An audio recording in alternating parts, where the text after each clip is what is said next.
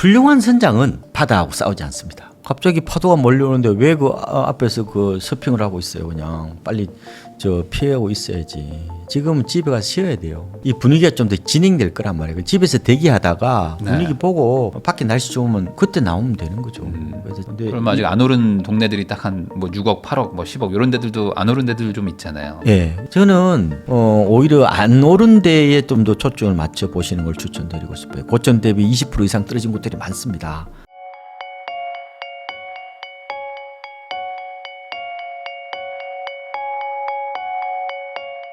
KB부동산 수석 전문위원이시죠. 박원가 박사님하고 같이 이야기 나누고 있는데, 그러면 이제 결국에 하반기도 그렇고 뭐 전월세 시장도 그렇고 막 불안불안하단 말이죠. 그리고 이제 돈은 또 풀리고 유동성은 늘어나는데 예. 이런 상황에서 이제 가장 불안한 사람은 지금 누구라고 봐야 될까요? 뭐 지금 무주택이신 분들은 이번 정책 나온 거를 또 막 환영하는 분들도 많거든요. 뭐 누구라고 봐요? 이번 정책의 타겟이 그 되는 분들이 가장 불안하죠. 그러니까 누가 지금 상급지 좀 갈아타기 타격을 준비하는 받아야 분들, 될까요? 그다음에 청약을 생각하는 분들, 이런 분들이 가장 불안하죠. 주로 3, 40대 젊은 층이라고 보면 되고, 네. 그리고 특히 이제 고가 아파트를 구매하고 싶은 고소득자, 이런 뭐 변호사분들이나 의사분들, 네. 그리고 또 맞벌이 부부들, 이런 분들이 아마 갑자기 이제 뭐 대출을 안 해준다니까 좀 당혹스러워할 것 같고요. 근데 제가 지금 이제 집을 샀던 사람들은 집값이 어떻게 될까 좀 고민하는 것 같고, 네. 근데 집을 이제 살라고 하는 사람들은 두 가지 약간 생각을 하는 것 같아요. 약간 양가 감정 같은 건데, 일단 집값이 좀 뚝 떨어졌으면 하는 생각. 이번 기회에 좀 내려가라. 그런데 대출은 좀 확 해줬으면 좋겠어요. 이렇게 이런 생각을 하고 있고. 그러니까 사실 집값이 빠진 다음에 대출 규제가 풀려서 내가 사면 제일 좋은 건데. 근데 여분 대책을 놓고 이렇게 첨예하게 저는 엇갈리는 경우가 없는 것 같아요. 그러니까 누구는 진짜 사다리 끄듯하기라고 하고, 아니 나는 월급 받을 날이 앞으로 30년 가까이 남았는데 네. 충분히 갚을 수 있는데 왜 나 대출의 문을 잠그냐고 울분을 더하고. 그래서 뭐 금수저 아니거나 아니면은 뭐 현금 부자 아니면은 강남이나 모형성 이제 뭐 집 살 수 없다고 이제 그렇죠. 화를 내고, 그래서 참 이거를 이제 감정적으로 이제 훅 받아 들여버리니까 저도 참 조언을 좀 드리기가 좀 애매한 어떤 그런 느낌이 있어요. 그런데 이런 게 있어요. 인간은 누구나 이기적이거든요. 네. 근데 이해 당사자 입장에서 보면은 이거를 팩트로 받아들이지 않고 감정으로 받아들입니다. 왜? 내 욕망을 가로막는 규제책을 보면은 답답하고 열불이 나죠. 네. 한편은 이해해. 그럴 수 있을 것 같아. 그래도 이 내 피해를 생각하면 짜증이 밀려오거든요. 이 저항군적 마인드라고 그래. 근데 개인적으로 저는 여러 가지 생각을 할 수 있죠. 뭐 제가 공동체를 생각하라 그런 말씀을 안 드리고 싶고, 중요한 것은 내가요, 화내면 지는 거예요. 뭐 물론 항상 싸울 땐 화내면 지는 거죠. 사람이지. 네. 소리 지르는 사람이 있죠. 네. 저도 그걸 알았어. 짜증내는 사람이 지는 거예요. 네. 왜냐하면 이게 이성적 판단이 아니라 욱하면서 의사결정을 해버릴 수가 있기 때문에 그런 거예요. 네. 그래서 이런 말씀을 드리고 싶어요. 흥분하지 마라. 요새 흥분 많이 하면은 호흡이 가빠져서 네. 미세먼지를 많이 먹잖아요. 그러면 조기 사망 지름길이다 이런 얘기도 합니다. 네. 그래서 이런 게 있어요. 훌륭한 선장은 바다하고 싸우지 않습니다. 그죠? 내 목적만 이루면 되는 거야. 네. 그래서 일수록 그냥 좀 이성적 어떤 그런 냉정함이 필요한 것 같고, 정시 속담에 정부에 맞서지 말라는 말이 있어요. 정부 말을 잘 들으라는 게 아니라 정부가 이게 세게 내놓으면은 조금은 그걸 좀 면밀히 분석해보고 그에 대한 나름대로 대응을 찾는 게 필요하지 않을까. 지금은 우리가 감정적 대응하기보다 결국은 뭐 내가 뭐 좋은 집 사고 뭐 그걸 통해서 내가 행복을 누리는 거니까 조금은 뭐 한두 번이야 뭐 그렇게 얘기할 수는 있지만 조금 객관적으로 바라볼 필요 있다. 너무 감정이 앞서지 마라. 흥분하지 마라. 이런 말씀을 좀 드리고 싶어요. 그러면 지금 아마 시청하시는 분들이 가장 답답한 부분이 나는 한 달 전만 해도 20억짜리 집을 살려고 알아보고 있었는데 지금 이제 대출 규제를 딱 이게 맞고 나니까 이제 12억짜리밖에 못 사게 된 거예요. 순식간에. 그러면은 뭐 8억 싼 게 아니라 동네가 달라지고 내가 가려고 했던 어떤 그 뭐 신축이 맞아요. 아니라 막 구축으로 가야 되고 뭐 이런 거거든요. 아 진짜 어려워요. 그러니까 지금 실수요자들 입장에서는 어떻게 하지? 지금이라도 작게라도 사야 되나? 이런 거거든요. 그러니까 남일은 쉬워요. 네. 막상 내일이 되면은 이거는요 진짜 미치고 폴딱 뛸 일이에요. 이거는. 네. 이게 책임을 져야 되잖아. 남의 일은 책임 안 져도 되지만 내일은 내가 책임져야 돼. 오로지 내가 다 떠나야 되잖아요. 네. 이런 상황에서 과연 어떻게 할 거냐는 문제인데 만약에 저 같으면은 일단은 시장을 한 3개월에서 적어도 한 3개월 정도 좀 네. 흐름을 좀 지켜보겠어요. 어떻게 될지는 좀 뭐 추가 아무래도 대책이 나올 수도 있고. 그러니까 조금 기다리는 게 좋아. 워낙 정부가 지금 초장에 강한 어떤 펀치를 날렸기 때문에 네. 그리고 그 가격이 그냥 방방방방이 올라 버렸잖아요 지금. 그래도 이렇다 할 동반 없이도 많이 오른 단지들이 많아요. 네. 그러면 이 호가 갭을 메워야 될 수도 있단 말이에요. 그래서 지금은 중요한 거는 자 가장 중요한 거는 가격을 보셔야 돼. 가격을 보는데 고점이 어느 정도 거래된지를 봐야 되고 네. 아무리 내가 돈이 많더라도 정고점을 뭐 초과하거나 네. 아니면은 근처에 사시면 안 돼. 좀 떨어진 걸 사시는 마인드를 좀 가져보시는 게 좋을 것 같아요. 첫 번째. 두 번째로는 제 생각에는 사실상 참 쉽진 않아요. 제가 집에다가 돈을 맞추지 말고 돈에다가 집을 맞추라고 말씀을 드리는데 그 원론적으로는 맞아. 네. 알뜰 소비 맞긴 한데 그게 생각보다 쉽지는 않아요. 그런데 우리가 경제라는 것은 선택이에요. 효율적인 선택을 말하는 건데 그러면은 일단은 만약에 지금 워낙 격변하게 움직이니까 후보지를 제 생각에는 한 5곳 정도로 잡아놔야 돼요. 어떻게 될지 몰라. 그래서 만약에 뭐 강남 못 가고 네. 그리고 뭐 갈 수 있는 데가 보통 뭐 옐로우칩으로 지금 가는 분들이 고민이니까 마포하고 그다음에 뭐 동작 그다음에 아까 성동 그다음에 광진이죠. 네. 그다음에 강동 요 5개잖아요. 아니면 뭐 요새 고민하는 분도 뭐 과천이 될 수도 있고 그래서 그 좀 범위를 넓게 잡으셔야 돼. 네. 그래서 약간 쇼핑하듯이 하셔야 돼. 그러니까 문제는 이제 여기서 또 제한이 될 수 있죠. 그러면 애 봐줄 사람이 없어. 그럼 우리 요새 음세권이 중요하다고 하잖아요. 처세권이거든 이게. 그럼 거기다 그럼 범위가 또 좁아져. 그래서 어쨌든 간에 저는 범위를 좀 넓게 잡아야 된다. 급매물을 지금은 잡아야 되는 시즌이 온 거예요. 네. 급매물을 잡으려면은 이게 붕어 낚시하듯이 가만히 앉아 있으면 안 돼. 특정 단지를 겨냥하지 말고 최대한 좀 범위를 넓혀야 돼요. 거물 낚시하듯이 범위를 넓히는 전략이 아마 괜찮을 것 같다. 지금까지 많은 시장을 고찰했지만 매물이 쏟아져가지고 집까지 빠진 경우 거의 없어요. 수요가 둔화돼서 어떻게 보면 하나 둘씩 매물이 나오면서 가격이 떨어지는 구조예요. 지금 수요자들이 움직이지 않으려고 그럴 거란 말이에요. 그죠? 네. 근데 때로는 역발상이 필요하지만 지금은 아니에요. 지금은 태풍이 몰려오기 때문에 다 지하실에 가 있어야 되는 상황이에요. 네. 그래서 조금 분위기가 좀 달라지면 태풍이 좀 잠잠해지만 그때 가서 나서는 것도 저는 나쁘지 않은 것 같고 꼭 거기를 사야 돼. 세 번째 꼭 거기를 사야 돼요. 좀 낮추면 안 돼. 그러면은 지금은 이른바 상급지들은 다 정고점을 다 뚫어가지고 다 많이 올라가지고 숨이 헉헉헉거려요. 지금 너무 많이 올라가지고 그거 꼭 가야 돼요. 그 달리는 말이 꼭 올라타야 돼. 저는 오히려 안 오른 데에 좀 더 초점을 맞춰 보시는 걸 추천드리고 싶어요. 고점 대비 20% 이상 떨어진 곳들이 많습니다. 네. 그래서 우리가 이런 게 있어요. 산 좋고 물 좋고 정자 좋은 데가 없어. 모든 것을 만족시키시는 거는 그러니까 이런 거 있잖아요.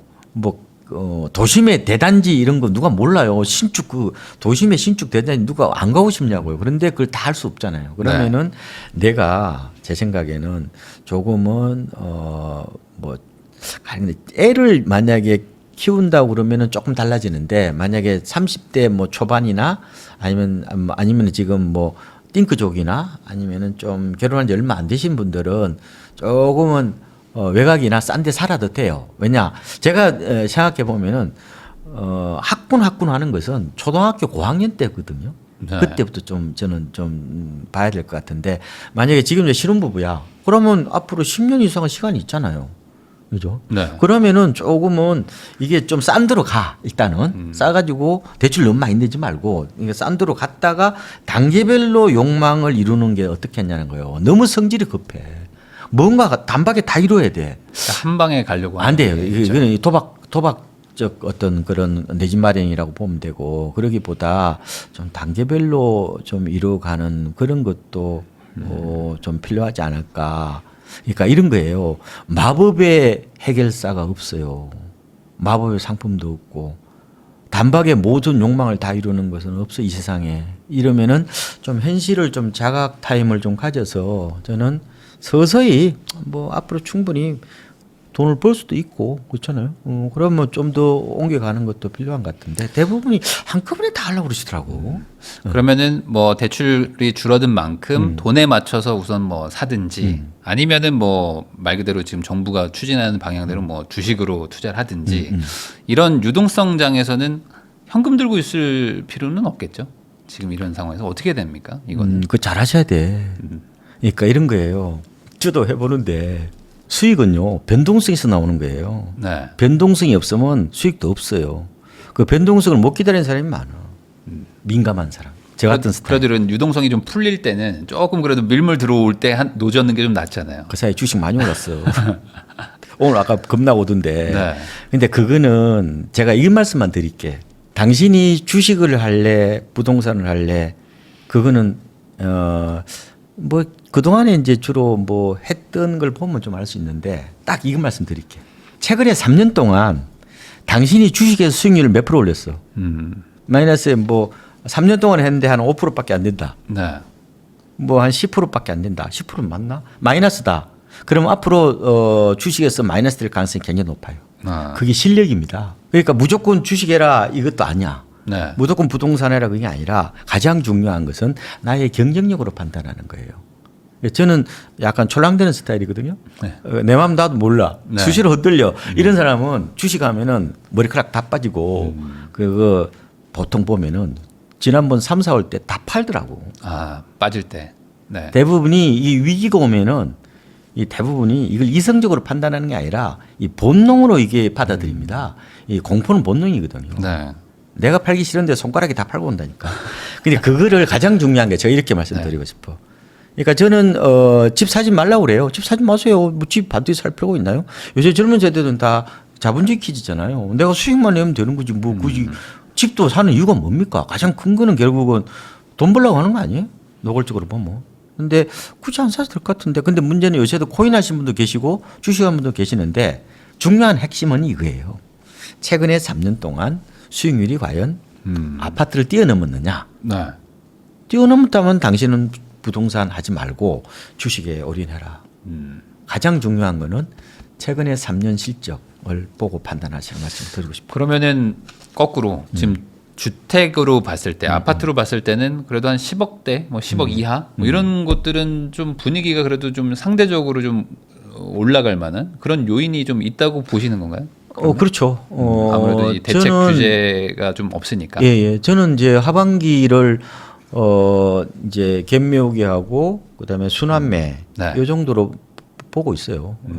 근데 그럼 아직 안 오른 동네들이 딱 한 뭐 6억, 8억, 뭐 10억 이런 데들도 안 오른 데들 좀 있잖아요. 예, 이제 그게 저는 한번 관심 가져봐도 좋다고 말씀을 드리는 이유가 네. 통화량이 늘어나잖아요.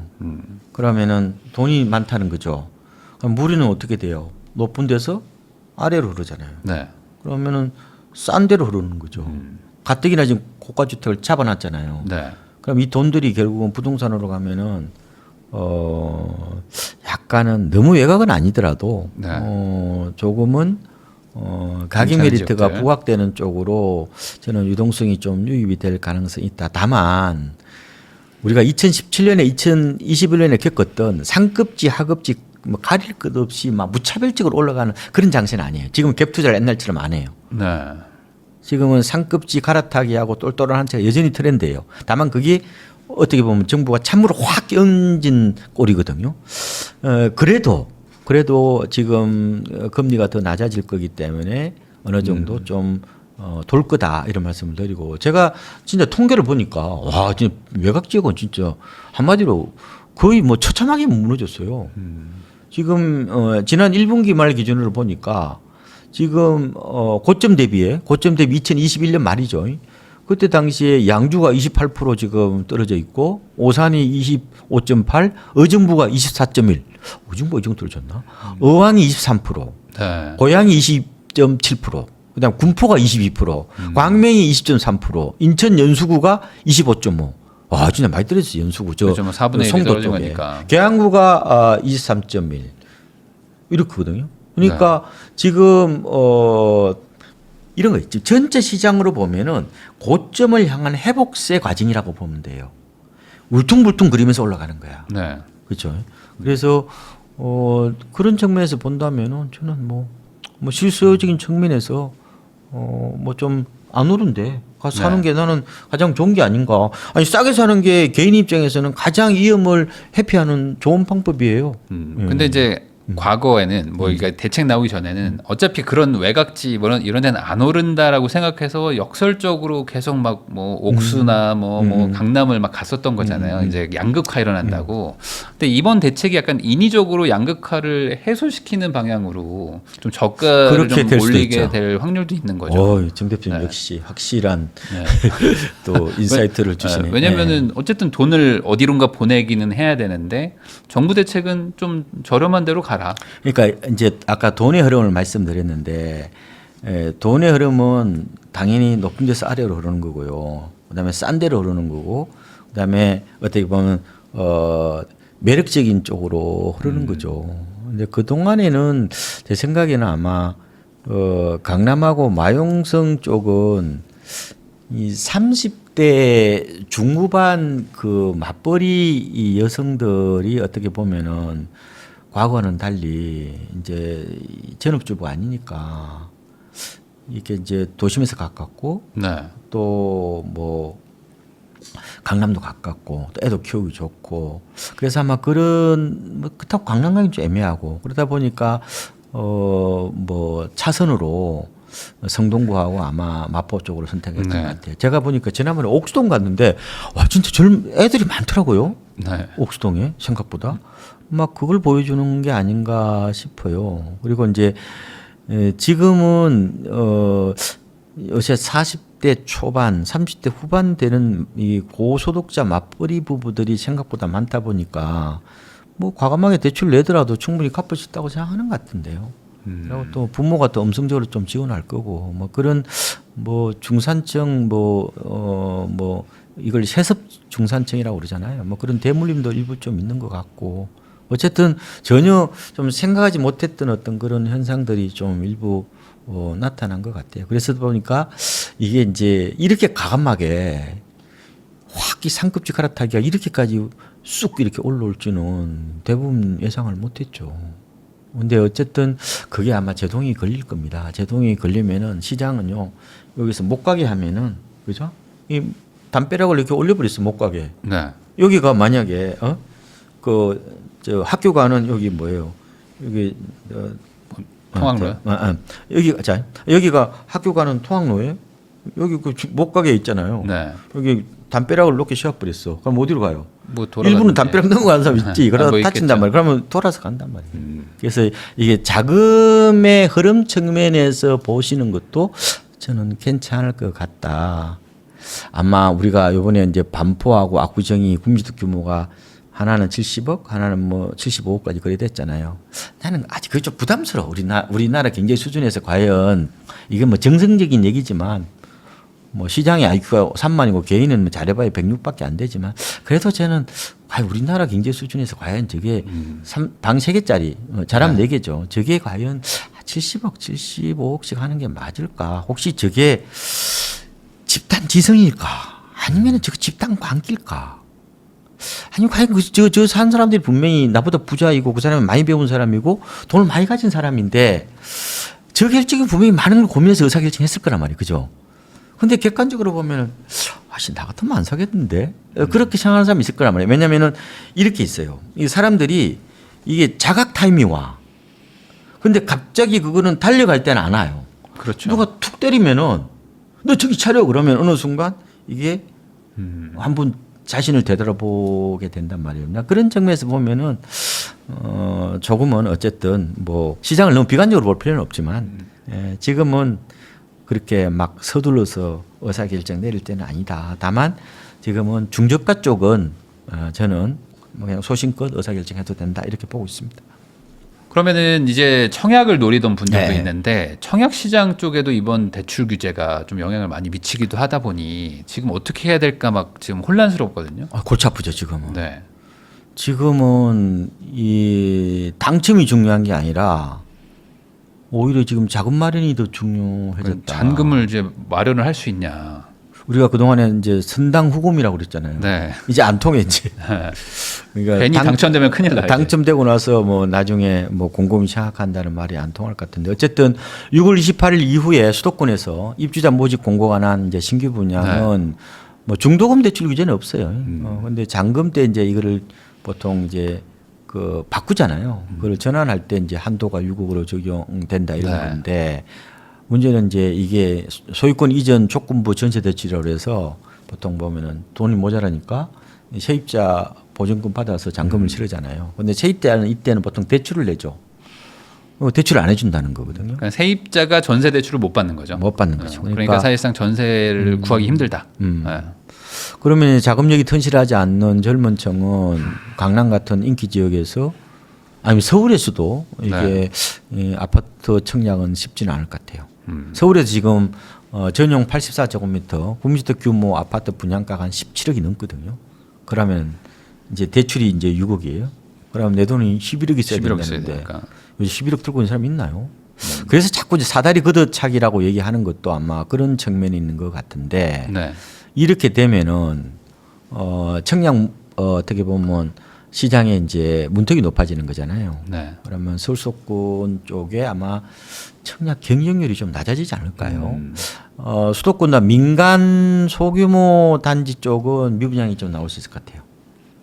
공공택지는 분양가가 싸죠. 네. 그쪽은 난리가 날 것 같고, 그건 오히려 경쟁률이 좀 올라갈 것 같다는 생각이 들어요. 그래서 지금은 자금 조달 계획 없이 묻지마 청약하는 일은 위험하고 자칫 청약 통장만 날릴 수 있거든요. 제가 옛날에 보니까 개포 청약할 때 어떤 신혼부부가 특공으로 됐어요. 네. 근데 그때 다 세무조사 들어왔거든요. 근데 아버지가 사업을 하는 거예요. 그래서 결국 계약을 취소했잖아요. 그러니까 특히 사업자를 두고 계신 부모님으로부터 돈을 받는다 뭐 이렇게 할 경우에 뭐 어쨌든 그런 뭐 금전적인 어떤 그런 뭐 지원을 받는다 할 경우에 그 편법 정리가 안 되도록 조심해야 될 것 같아요. 특히 강남 쪽에나 이런 인기 지역이 있잖아요. 네. 그 청약할 때는 기본적으로 지금 뭐예요? 규제 지역에서는 금액에 관계없이 집을 사면은 신규 분양도 포함되는 겁니다. 그러나 자금 조달 계획서를 내야 되고 규제가 없는 지역은 6억이 넘으면 해당이 되잖아요. 그러니까 마포 같은 거는 결국 6억 넘으면은 자금 조달 계획서를 내야 되는데 뭐 아파트 분양가 얼마요? 그럼 뭐 전부 다 20억 뭐 가까이 가잖아요. 그러면 네. 당연히 자금 조달 계획서를 내야 된다. 이런 부분에 대해서 여러분들이 좀 더 명확하게 하셔야 된다. 그래서 나중에 뭐 아버지가 도와주겠지. 이렇게 생각할 수 있는데 그 나중에 다 세무조사 받을 가능성이 있기 때문에 그 부분은 좀 체크를 하시는 게 좋을 것 같아요.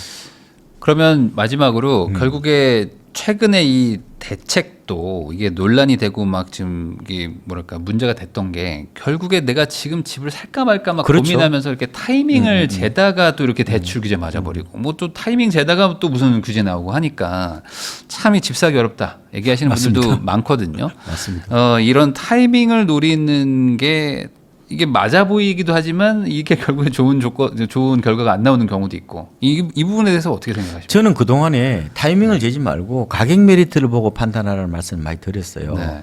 근데 타이밍을 때로는 재야 돼요. 지금은 재야죠. 갑자기 파도가 몰려오는데 왜 그 앞에서 그 서핑을 하고 있어요. 그냥 빨리 저 피하고 있어야지. 지금은 집에 가서 쉬어야 돼요. 조금 더 이 분위기가 좀 더 진행될 거란 말이에요. 집에서 대기하다가 네. 분위기 보고 밖에 날씨 좋으면 그때 나오면 되는 거죠. 그래서 지금은 역발상은 아니에요. 역발상도 잘 하셔야 돼. 네. 역발상도 있잖아요.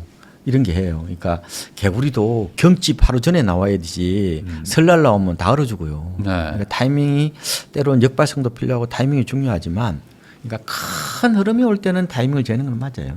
근데 정상적일 때, 평상시일 때는 타이밍을 재는 거는 별로 그렇게 좋아 보이지는 않더라. 이런 말씀드리고 지금은 타이밍을 재야 지금은 될 약간 때다. 좀 주춤해볼 네. 필요가 있다. 그리고 의사결정 쉽지 않습니다. 여러분 집 사는 것은 인생에서 가장 큰 쇼핑행위예요. 이게 너무 말 믿고 그러니까 이런 거죠. 막상 내일이 되면은 이거요 밤잠을 설치는 일이라고 이게. 그래서 제가 드리고 싶은 말씀은 특정 전문가의 얘기를 듣지 말라는 거예요. 아니 저도 포함해서. 네. 우리 뭐 저도 정 마찬가지고. 대표님도 마찬가지죠. 제가 이번에 그 논문을 보니까요. 이게 이제 개인의 측과 집단의 측 간에 어느 쪽이 더 적중 확률이 높을까가 보니까 확실히 집단이에요. 그러니까 집단의 측이 개인의 측보다 10에서 한 25% 정도? 25%면 굉장히 높죠. 네. 높다. 그러니까 제 생각에는 의사결정은 어떻게 보면은 주위 사람한테도 얘기 들어보고 그다음에 현장 전문가를 통해서 판단하라. 아마 요번에 거래가 아마 대단지에서 거래되면은 그게 약간 이게 시장 반전의 신호탄이 될 수 있어요. 그래서 주변에 그 한 2천 가구나 뭐 심지어 큰 단지들 있잖아요. 네. 대단지의 중개업소 사장님들한테 한번 여쭤보십시오. 그래서 항상 이게 비상 연락망을 갖고 있어요. 예? 그래서 그분들이 만약에 거래가 지금 만약에 쌓여 있는 게 거래가 된다, 그때부터 아마 그게 단기 바닥일 가능성이 높단 말이에요. 그러니까 지금은 시장이 굉장히 분화됐단 말이에요. 예? 지금 각계 전투야. 네. 그러니까 전국 방송 듣지 말고 동네 방송을 들어야 돼요. 그래서 그 기준은 제가 봤을 때 주변에 있는 일반적인 사람 한 10명 아니면 5명 정도 좋아요. 그다음에 현장 전문가. 네. 대단지에 있는 중개업소 사장님이 가장 정확하다. 학생이 대단지에 물건이 거래된다는 것은 그거는 일종의 다른 지역까지 일종의 영향을 미치는 일종의 이게 선행성 혹은 네. 바로미터 역할을 한다는 거예요. 그다음에 이제 제가 이제 가장 고민하는 건데 제가 며칠 전에 중개업 사장한테 여쭤보니까 이게 집을 사러 왔어요. 그런데 부부가 같이 오면은 아이고 또 와서 싸우는 거나 이제 그러는 거예요. 네. 그래서 남편은 사지 말자고 그러고 대체적으로 아내는 사자고. 그래요. 사자 그러고. 그럼 누구 말을 들어야 되냐? 저는 절박하고 간절한 사람 얘기를 들어야 된다고 봐요. 네. 그거를 남편이 될 수도 있고 아내가 될 수 있는데 제가 30년 동안 부동산을 기웃거리면서 배운 거는 역시 집사람 얘기를 듣는 게 맞다. 7대 3으로 맞다 이런 얘기도 하는데 아내가 전문가입니다. 그리고 우리나라의 아파트 문화는 여성들이 만든 문화예요. 이걸 시코노미라고 그러거든요. 여성 경제라고 표현도 해요. 그러니까 이게 의사결정이 그렇게 막 녹록치는 않지만 최상보다 최적을 찾아가는 것도 좋아요. 그리고 혹은 최적보다 만족을 찾아가는 게 더 중요할 수 있는 것 같고. 네. 그래서 지금은 제 생각에 이제 남편하고 아내하고 두 분이 결정을 해야 되는데 전체적으로 무게추를 부동산 전공자는 아내입니다. 우리나라에 결국은 복부인 그 네. 얘기 나올 정도로 복부양은 없잖아요. 그러니까 여성분들이기 때문에 여성들이 오랫동안 천착한 경우에는 그 분야의 전공자들은 분석보다 직관이 더 정확할 수 있어요. 네. 그래서 저는 어차피 지금 흐름은 다 알 수 있잖아요. 지금. 그런데 이 흐름 속에서 간절하고 절박한지가 결국은 가장 중요한 포인트이다. 시장 예측은 잘 안 맞더라고요 보니까. 왜냐하면 이 시장이 요새는 엄청나게 다이나믹하게 움직이는 거의 뭐 유기체 같아가지고 잘 안 보여요. 그러니까 가장 중요한 것은 그냥 내가 뭐 집이 하나 필요하잖아요 누구나. 그래서 최근에 책을 보니까 집을요 약간은 이게 어떤 공간이나 어떤 경제적인 측면보다 이거를 필링으로 느낌. 그 다음에 이거를 약간 감성으로 받아들여야 된다는 말이 있더라고요. 집은 뭐예요? 그럼 일단 편안하잖아요. 네. 그리고 그게 또 밖에서 또 힘들지만 또 가면 또 원기도 회복하고 그 다음에 포근함. 그다음에 안전에 대한 어떤 그런 생각들 그만큼 집은 소중한 건데 지금의 아파트는 제 생각에는 약간 콘크리트 동굴 같아요. 네. 콘크리트 동굴인데 어쨌든 어떤 생각을 갖든 중요한 것은 집사람을 불안하게 하면 안 돼요. 네? 내가 그런 말 많이 하거든. 네. 당신이 주식을 하든 집을 사든 그건 자유다. 네. 너의 3년 동안의 경력을 내놔라. 그런데 아무리 주식에 올인하더라도 집사람이 불안하면 안 돼. 그러니까 가정의 행복을 위해서. 집사람이 불안하지 않으면 되는데 집사람이 불안해하면은 집을 사요. 그게 네. 오히려 정답일 수 있고 그리고 집사람이 좋아하는 집을 사시고 그게 네. 좋은 집입니다. 아, 근데 맞아요. 이게 결국에 이제 생활을 하기 편리한 곳이 또 좋은 집이고, 뭐 예를 들어 일을 하는 분보다는 뭐 집에서 이제 가정을 꾸리는 분들의 의견이 어찌 보면 더 좋은 집을 맞출 수 있는 확률이 높은 거니까. 그래 지금은 딱 마지막으로 드리면은 지금 여러 가지 대출 규제가 들어온단 말이에요. 네. 이제 비싼 집을 못 사. 그럼 뭐 신세만 한탄하고 있을까요? 집을 안 살 거예요. 그러면 꼭 사야 되는데 이런 경우에 최상보다 차선 네. 그죠? 약간 조금 마음에 안 드는 부분이 한두 개 있더라도. 그래서 이제 좀 어떻게 보면 그것을 갖고 나가는 네. 또 정들다 보면은 다 또 내 집이 되는 거 그러니까 조금은 수위를 좀 낮춰보는 것도 저는 뭐 나쁜 대안은 아니다 이렇게 보고 이번에 있습니다. 집을 샀다고 해서 뭐 평생 거기 사는 것도 아니고 또 뭐 그러니까 아까 팔고 또 옮겨갈 말씀드렸죠. 수도 있는 거니까. 너무 이번에 집을 못 사게 됐으니까 나는 그냥 뭐 다 포기하겠다 이렇게 생각할 필요는 없다. 네, 계단식으로 올라가면 되겠죠. 예, 점진적으로 욕망은 단박에 이루지 말고 네. 서서히 이제 벽돌 쌓듯이 올라가는 것도 저는 좋은 방법이다 이런 말씀 드립니다.